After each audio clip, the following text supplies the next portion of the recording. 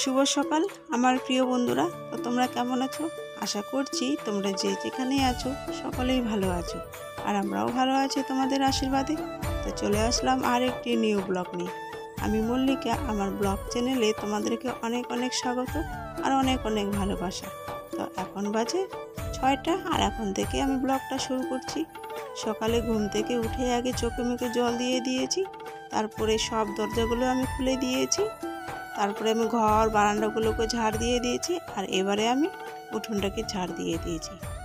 উঠোনটা ঝাড় দেওয়া হয়ে গেল, তারপরে রান্নাঘরে দেখো বাসি বাসনগুলো ছিল, সেগুলোকে আমি নিয়ে যাচ্ছি কলপারে।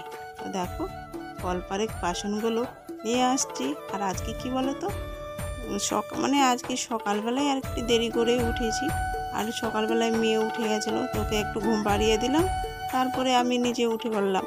তা দেখো বাসনগুলো নিয়ে এসেছি, আর কালকে রাত্রে খেতে পারিনি, ভাতগুলো কিছুটা ছিলই। তো দেখো বাটির মধ্যে যেগুলো ছিল সেগুলোকে আমি মুরগিগুলোকে একটু ছিটিয়ে দিচ্ছি, একটুখানি ওদেরকে ছিটিয়ে দিলাম। তারপরে আরও ছিল, তো ওগুলোকে আমি হাঁসের যে খাওয়ার বাসনটা আছে ওইখানে ঢেলে দিলাম। তা দেখো এখানে এসে আমি সব বাসনগুলোতে একটু করে জল দিয়ে দেবো।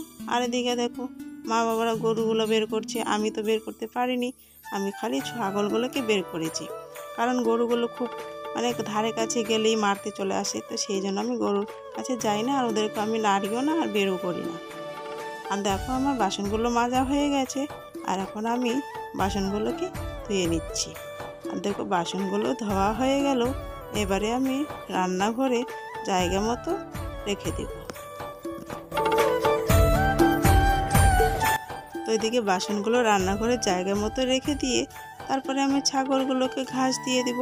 তো সকালে তো কিছু দেয়নি ওদেরকে, তো সেই জন্য আমি এখন ঘাস দিয়ে দিচ্ছি।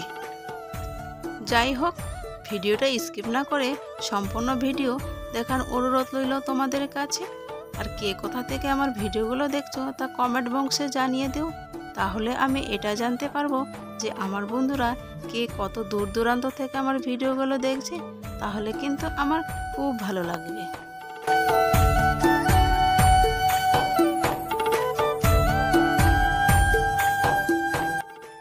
ছাগলগুলোকে ঘাস টাস দিয়ে তারপরে সবাই মিলে ব্রাশ ট্রাশ করে মুখ চোখ ধুয়ে চলে এসেছি। আর এখানে দেখো দুধটা আমি গরম করতে বসিয়ে দিয়ে দিয়েছি, আর এখন দেখো দুধটা ফুটে উঠে গেছে, গরম হয়ে গেছে, একটুখানি ঠান্ডা হয়ে তারপরে আমি আয়ুষকে খেতে দিয়ে দেবো। তো দেখো দুধটা একটু ঠান্ডা হয়ে গেছে, এবারে ওকে আমি দুধ মুড়ি খেতে দিয়ে দিচ্ছি। আর ওই হচ্ছে পড়তে বসেছিল, তো পড়া কমপ্লিট হয়ে গেছে, তো এবারে আমি খেতে দিয়ে দিলাম। আর দেখো মুখটা কেমন করছে, মনে হচ্ছে কান্না বেরোবে, একবারে পড়ার কথা বললেই কান্না বেরোয়। আর দেখো মাংসের জন্য আমি এখানে পেঁয়াজ রসুন কেটে নিয়েছি, আর মশলাটাও বেটে নিয়েছি এদিকে, আর এখানে মাংসটা ধুয়ে এনে রেখে দিয়েছি। তো আমার আগে থেকে রান্না কমপ্লিট হয়ে গেছিলো, তো পরে মাংসটা নিয়ে আসলাম। তো আগে দেখো ভাত করেছিলাম, আর পুঁই শাক আলু আর ছোটো মাছ দিয়ে তরকারি করেছিলাম। আর দেখো এখন মাংসের জন্য কড়াইটা বসে দিয়েছি, আর তেলটাও দিয়ে দিয়েছি গরম করতে। তো তেলটা গরম হয়ে গেছে, তো আবার জিরে ফোড়ন দিয়ে দিলাম। আর এখন হচ্ছে পেঁয়াজ রসুনগুলো যে কেটে রেখেছিলাম, তো ওগুলো আমি দিয়ে দেবো।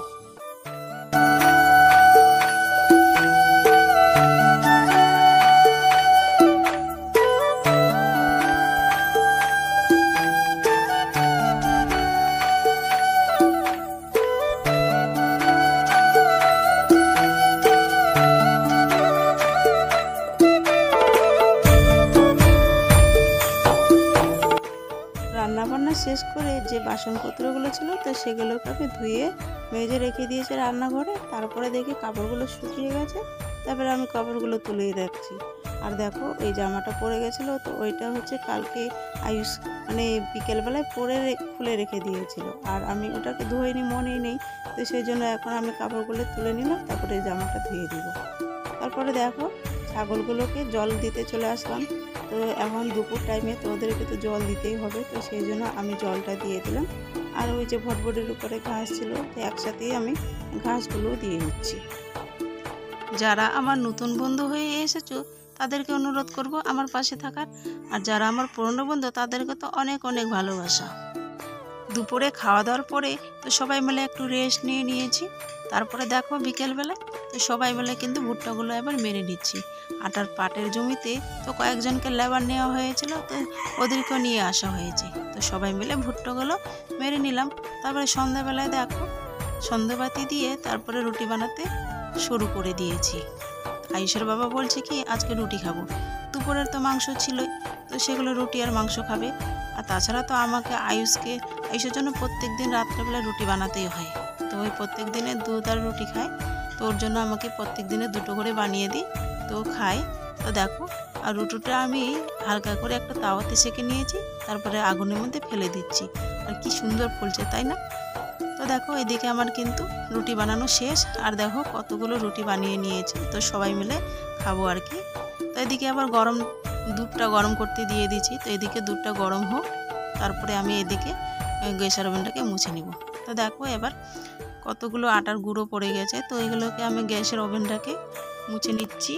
আর কি বলো তো বন্ধুরা, এই প্রচণ্ড গরমে না টিনের ঘরটাকে মেয়েটাকে নিয়ে একবারে নাজেহাল অবস্থা আমার, জানো। একা হাতে সমস্ত কাজ করা আমার একবারই খুবই কষ্টকর হয়ে যাচ্ছে। আর তাছাড়া দুটো বাচ্চাই অসুস্থ, তো সেই জন্য আরও কি খারাপ হয়ে যাচ্ছে। দেখো সবার আমাদের খাওয়া দাওয়া কমপ্লিট হয়ে গেছে, আর দেখো ওরা শুয়ে পড়েছে। আজকের ব্লগটা